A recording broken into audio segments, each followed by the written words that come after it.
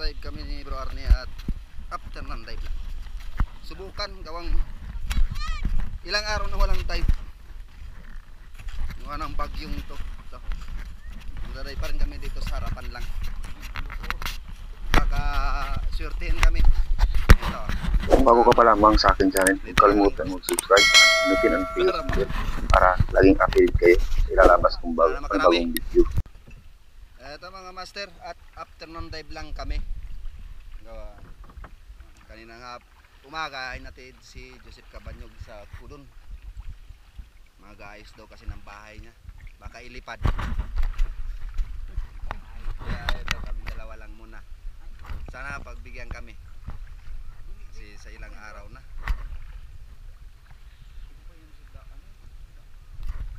Sana makarami. Ano mga master, dito kami sa spot at malapit lang. Ano, malapit lang sa gilid. Eto, mga isla, kaya maganda dito. Kaya subukan kung makahuli kasi hapon na. Yung kasama ko tinatamad. Ito. Sana makarami.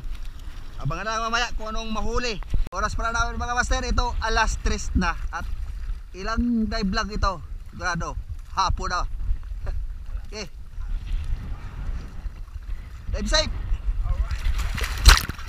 Ito nga mga master, bago pa lang makita ko malabo ang spot dito sa tapat.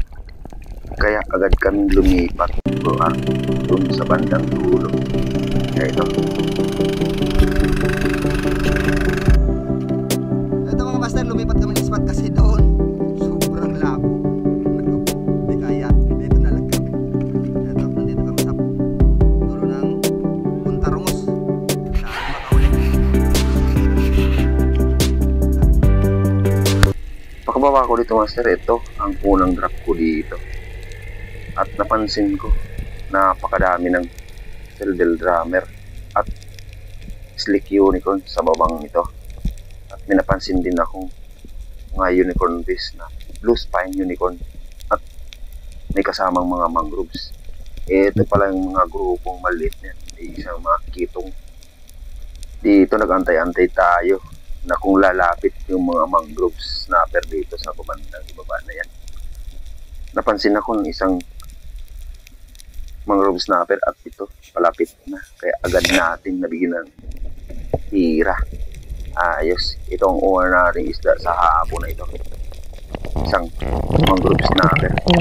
Ang daming grupo nila sa iba, pero may kalayuan.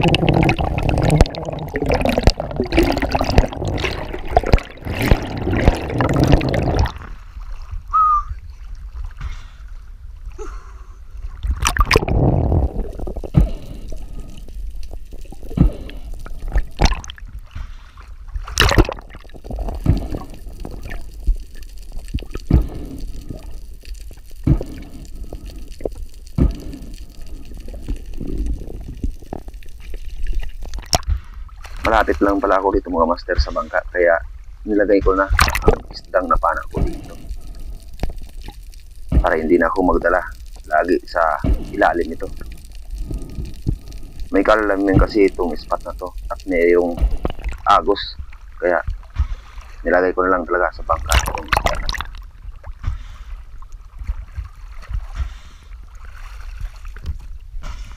Pagkalagay ko nito sa bangka, agad akong bumaba dito sa may bandang unahan ng bahurang ito. Pero ramdam ko pa rin ng current, ang agos ng tubig sa ilalim. Pero nag-antay-antay pa rin ako diyan kung anong lalapit na isda. Pero may napansin ako isang grupo ng pampano dito sa bandang ibaba na ito. At binabaan ko pa. Sa dami nila, pumili na tayo ng medyo malaki-laki.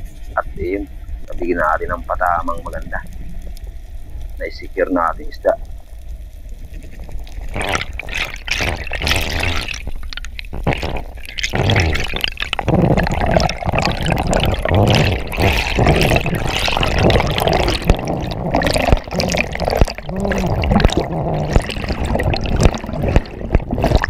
Medyo malabo ang ability ng tubig dito mga master.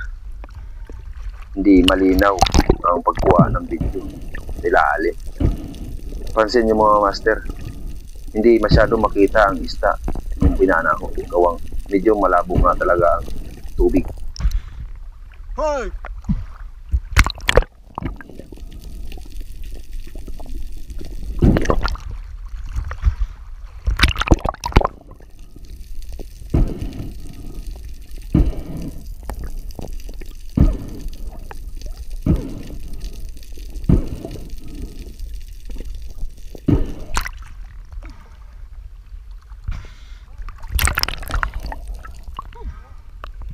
Ah!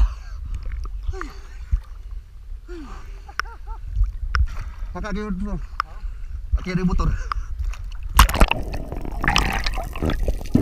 Malaki na ang isda na to. Tumitibang na to. Nagit 3 kilo. Isang uri ng pampano. Ito pala ang pangalawa kong isda sa hapon na ito. Goods na rin. At pwede na.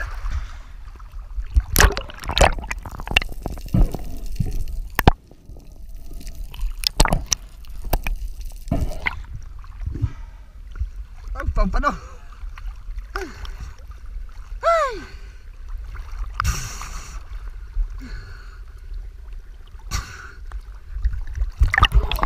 Makakabigay ko kay Bro Arnie ng isda na to. Agad akong lumipat ng pwesto dito ulit sa pinagpanaan ko ng mangrove snapper. At dito napansin ko nandito yung mga slick unicorn at hilak. Pero ang target ko sana dyan yung blue spine unicorn or surahan. Pero may kailapan ang isda na ito. Hindi masyadong lumapit. Tagal kong inantay ang blue spine unicorn na to. Pero di ako pumana ng mga slick unicorn dyan. Ang ginawa ko na lang, hinayaan ko na lang para hindi sila mabulabog. Yan. Angat muna tayo kasi para hindi mabulabog ang isda sa baba. Pagkapangahinga ko nga dito, agad ako lumipat sa bandang unahan lang ng bahurang ito. Dito magsagawa tayo ng pag-ambos kung may dadaan na malaking isda. Pero bago ako lumapag, may napansin ako agad na mga grupo ng mga ilak at surahan. Dito binabaan ko pa sa medyo baba para hindi nila ako mapansin. Dito mga master, napansin ko palapit na ang grupo ng silver drummer. Kaya ito agad nating natira ang isda na to. Napakaganda ng patama natin. Ayos. Ito na ang pang-3 isda natin sa araw na ito.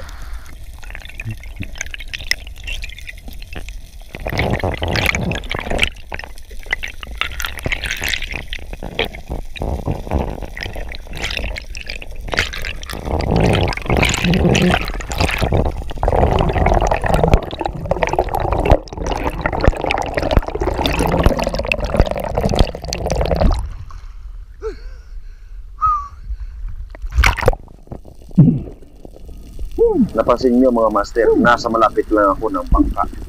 Napakaganda kasi ng bahurang ito. At napakadami ng isda dito sa bahurang ito. Pero nasa bandang ibaba ang pinakamalaking isda. Hindi naman natin kayang babaan yun. Kaya dito lang tayo sa medyo mababaw.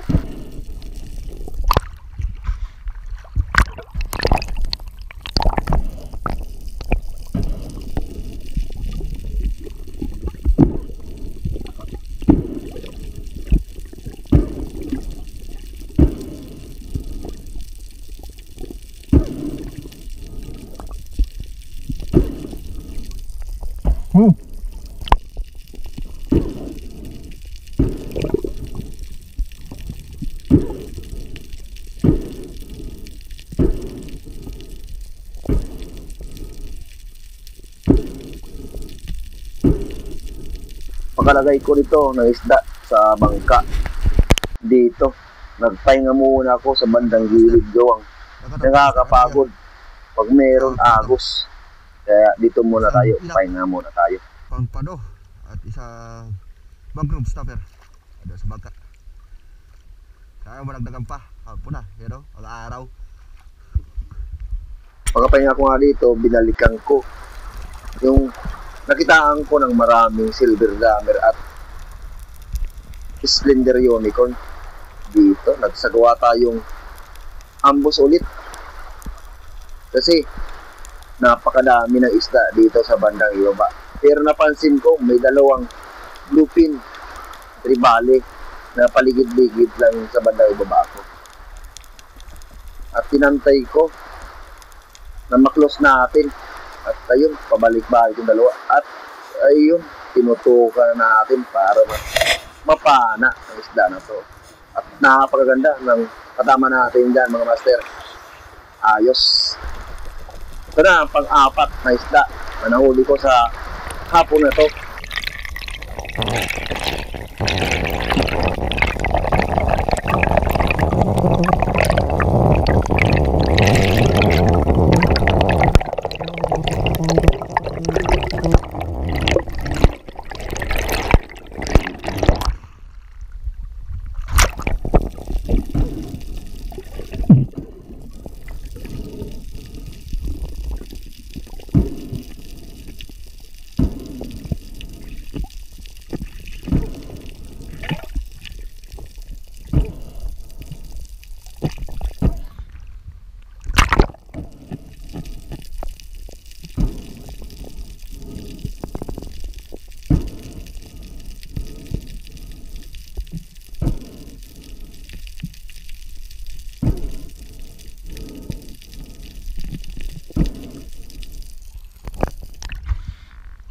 Lupin. Lupin tribale. Thank you. Wala na ka ba? Pagkalagay ko ito sa bangka at nakapagpahinga tayo ng maayos, ito, binabang ko ulit yung napagpanaan ko ng mangrove snapper. At binabalik-balikan ko talaga to. At napansin ko, merong isang brasi tribale na palapit sa akin. Kaya agad kong tinutukan para mapana ang isda na to.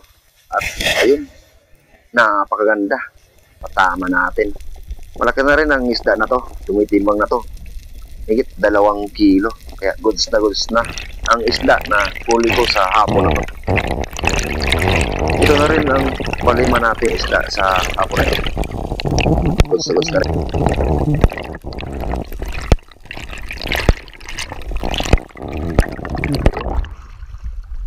Same lang ng spot na pinagpapanaan ko kanina at ngayon. Dito pa rin sa malapit sa bangka.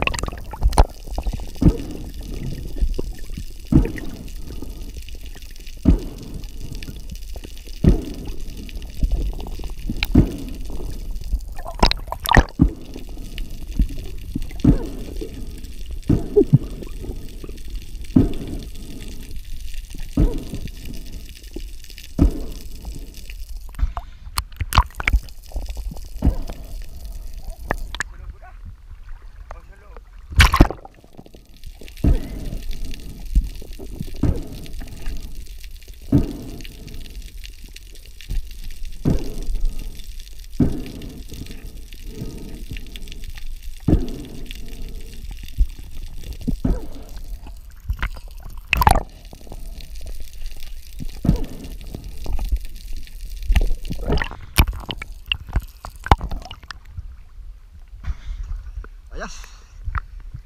Yan na tayo. Pag hinayos na yan, pali ba? Pinigay ko ulit kay Bro Arne yung isdang napana ko at nagsagawa tayo ulit ng pahinga dito para magkasisid tayo ulit ng medyo malalim. At binalikan ko ulit yung pinagpanaan ko ng bluefin tribale dito. Nag-ambos ulit tayo.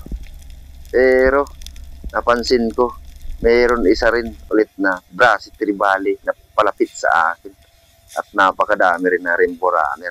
At ito talaga ang gusto ko, yung brasi tribale. At napakaganda ng patama natin. Ito na pala pang-anin natin na isda sa hapon na ito. Isang brass tribali. Malaki na rin ito mga master. Tinitin mo na ito may 2 kilo. Kaya goods na rin ang isda natin sa hapon na ito.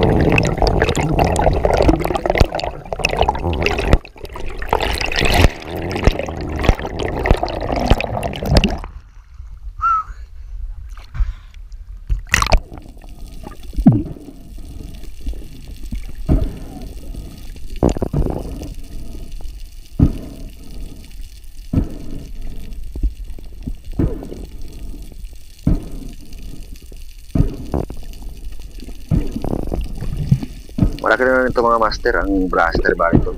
Same lang ng pinana ko kanina. Ang isda na ito. Parehas lang. Kaya, goods na ang hapon natin pagdaday. Pwede na.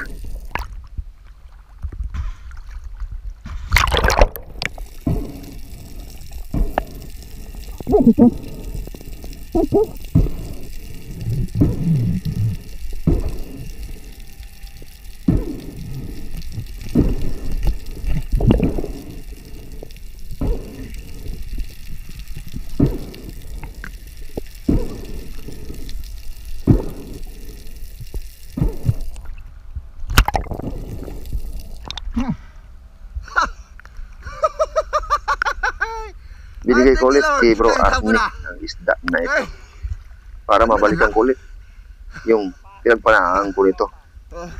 Marami kasing iba't ibang klase ng isda dun sa baba. Well, jadi pa sa tinawarin mo. Ano tunod? Ha? Ano camera ko? Tinawarin tunod. Alright. Thank you. Alright. Pagkapangayahan natin mga master, ito binalikan ko ulit na pinagpanahan ko ng brass tribali. At napansin ko may dumaan na isang green job fish or malaguno. At agad itong tinutukan. Ayun, humarap pa sa akin at lumingon at natira natin na napakamagandang tira. Ito na pala ang panghuling isda natin sa hapon ito. Madilim na kasi sa bandang ilalim nito, kaya maraming salamat sa biyaya na binigay sa amin sa araw-araw namin pagdaday.